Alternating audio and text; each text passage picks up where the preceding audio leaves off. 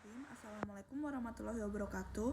Di sini saya Afa Erelita Lintamik Tolamalia, NIM 2018-043-0201, Matkul Kebank Sentralan, Prodi Ekonomi, Fakultas Ekonomi dan Bisnis, Universitas Muhammadiyah Yogyakarta, akan menjelaskan tentang Bank Indonesia.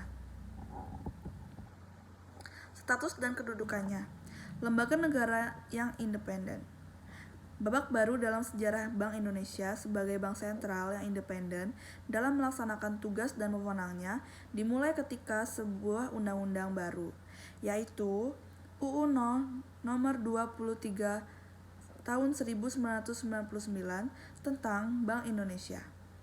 Dinyatakan berlaku pada 17 Mei 1999 dan sebagaimana telah diubah dengan Undang-Undang Republik Indonesia Nomor 6 Tahun 2009. Undang-undang ini memberikan status dan kedudukan sebagai suatu lembaga negara yang independen dalam melaksanakan tugas dan wewenangnya, bebas dari campur tangan pemerintah atau pihak lain, kecuali untuk hal-hal yang secara tegas diatur dalam undang-undang ini.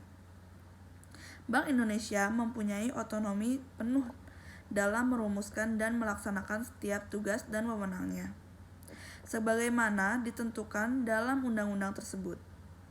Pihak luar tidak dibenarkan mencampuri pelaksanaan tugas Bank Indonesia, dan Bank Indonesia juga berkewajiban untuk menolak atau mengabaikan intervensi dalam bentuk apapun dari pihak manapun juga. Status dan kedudukan yang khusus tersebut diperlukan agar Bank Indonesia dapat melaksanakan peran dan fungsinya sebagai otoritas moneter secara lebih efektif dan efisien. Lalu sebagai badan hukum, Bank Indonesia baik sebagai badan hukum publik maupun badan hukum perdata ditetapkan dengan undang-undang. Sebagai badan hukum publik, Bank Indonesia berwenang menetapkan peraturan-peraturan hukum yang merupakan pelaksanaan dari undang-undang yang mengikat seluruh masyarakat luas sesuai dengan tugas dan wewenangnya. Sebagai badan hukum perdata, Bank Indonesia dapat bertindak untuk dan atas nama sendiri di dalam maupun di luar pengadilan. Tujuan dan tugas. Tujuan tunggal. Dalam kapasitasnya sebagai bank sentral, Bank Indonesia mempunyai satu tujuan tunggal, yaitu mencapai dan memelihara kestabilan nilai rupiah. Kestabilan nilai rupiah ini mengandung dua aspek, yaitu kestabilan nilai mata uang terhadap barang dan jasa, serta kestabilan terhadap mata uang negara lain. Aspek pertama tercermin pada perkembangan laju inflasi, sementara aspek kedua tercermin pada perkembangan nilai tukar rupiah terhadap mata uang negara lain. Perumusan tujuan tunggal dimaksudkan untuk memperelas sasaran yang harus dicapai Bank Indonesia serta batas-batas tanggung jawabnya. Dengan demikian, tercapai atau tidaknya tujuan Bank Indonesia ini kelak akan dapat diukur dengan mudah. Lalu ada 3 pilar utama. Untuk mencapai tujuan tersebut, Bank Indonesia didukung oleh 3 pilar yang merupakan 3 bidang tugasnya. Ketiga bidang tugas tersebut perlu diintegrasi agar tujuan mencapai dan memelihara kestabilan nilai rupiah dapat dicapai secara efektif dan efisien. Berikut tugas dan fungsi Bank Indonesia yang telah dituangkan dalam bentuk gambar berisi 3 pilar. 3 pilar tersebut adalah menetapkan dan melaksanakan kebijakan moneter, menegur dan menjaga kelancaran sistem pembayaran, mengatur dan mengawasi bank. Itu adalah 3 pilar utama. Lalu ada sejarah berdirinya Bank Indonesia. Pada tahun 1951, muncul desakan kuat untuk mendirikan bank sentral sebagai wujud kedaulatan ekonomi Republik Indonesia. Oleh karena itu, pemerintah memutuskan untuk membentuk Panitia Nasionalisasi DJB. Proses nasionalisasi dilakukan melalui pembelian saham DJB oleh pemerintah RI dengan besaran mencapai 97%. Pemerintah RI pada tanggal 1 Juli 1953 menerbitkan UU Nomor 11 Tahun 1953 tentang Pokok Bank Indonesia yang menggantikan DJB tahun 1922. Sejak 1 Juli 1953, Bank Indonesia secara resmi berdiri sebagai Bank Sentral Republik Indonesia. Undang-Undang Nomor 11 Tahun 1953 merupakan ketentuan pertama yang mengatur BI sebagai bank sentral. Tugas BI tidak hanya sebagai bank sirkulasi, melainkan sebagai bank komersial melalui pemberian kredit. Pada masa ini terdapat Dewan Moneter atau DM yang bertugas menetapkan kebijakan moneter. DM diketuai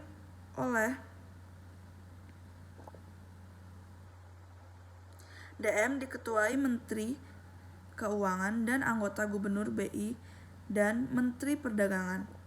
Selanjutnya, BI bertugas menyelenggarakan kebijakan moneter yang telah ditetapkan oleh DM. Lalu ada masa ekonomi terpimpin. Pada masa ekonomi terpimpin, Presiden Soekarno memperkenalkan konsep ekonomi terpimpin. Pada masa ini, Gubernur BI ditetapkan sebagai anggota kabinet dengan sebutan Menteri Urusan Bank Sentral dan Dewan Moneter, tidak berfungsi lagi. Dalam bidang perbankan, terdapat doktrin Bank Berjuang, berupa penyatuan seluruh bank-bank negara menjadi bank tunggal dengan nama Bank Negara Indonesia atau BNI, yang pendiriannya lewat Perpres nomor 17 tahun 1965. Dalam masa implementasi Bank Berjuang, Bank Indonesia diubah menjadi BNI Unit 1. Sedangkan bank-bank milik pemerintah lainnya dibagi menjadi BNI Unit 2-5. Lalu pencapaian program IMF WB Annual Meeting 2018.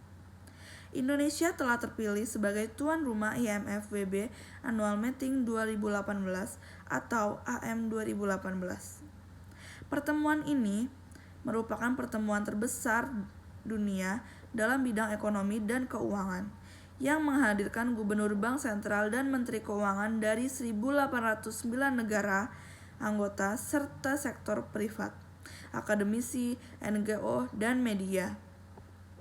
Secara keseluruhan, total peserta mencapai 15.000 orang. Dalam pertemuan tersebut, turut diselenggarakan sebagai side events seperti seminar investment, forum, FGD, workshop, dan cultural event. Pertemuan ini diharapkan akan memberikan manfaat bagi Indonesia baik dalam jangka pendek maupun jangka panjang, khususnya dalam peningkatan cadangan devisa, perdagangan dan investasi, pariwisata, serta kepemimpinan Indonesia di kawasan. Tujuan utama penyelenggaraan AM 2018 adalah menunjukkan kepada dunia bahwa Indonesia dan Asia sebagai ekonomi yang reformed, resilient, dan progresif. Lalu ada sistem informasi monitoring devisa terintegrasi seketika atau SIMODIS. SIMODIS menjadi salah satu langkah penguatan kebijakan devisa hasil ekspor DHE yang mengintegrasikan informasi ekspor dan impor dan menginfinegerikan kebijakan pemerintah dan Bank Indonesia terkait ekspor dan impor secara seketika.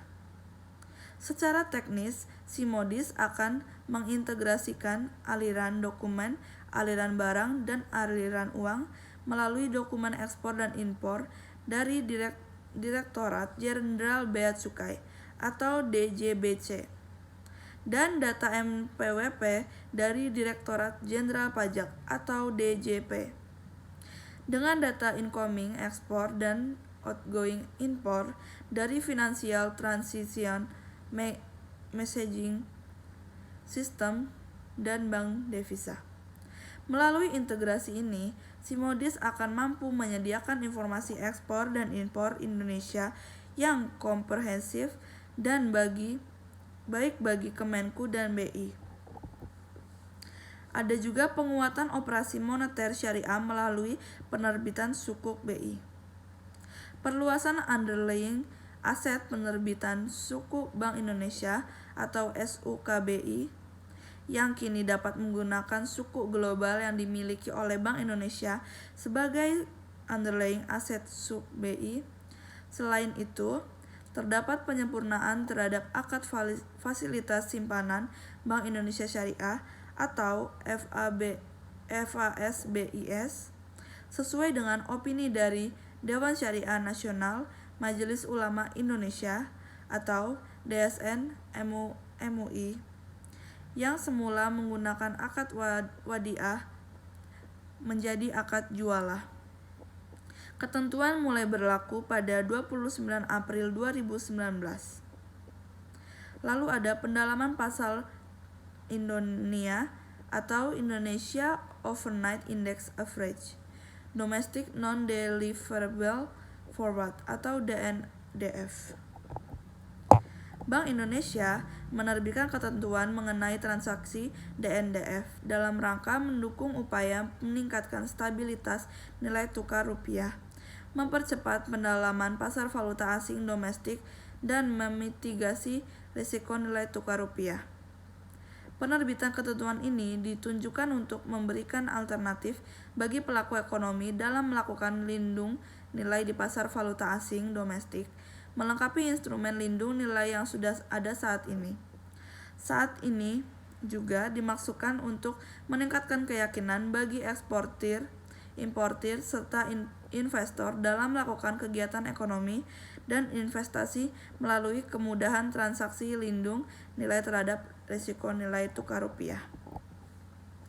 Lalu ada peraturan Bank Indonesia tentang rasio loan dan value untuk kredit properti, rasio financing, dan to value untuk pembiayaan properti, dan uang muka untuk kredit atau pembiayaan kendaraan bermotor, atau PBI, LTV, atau FTV.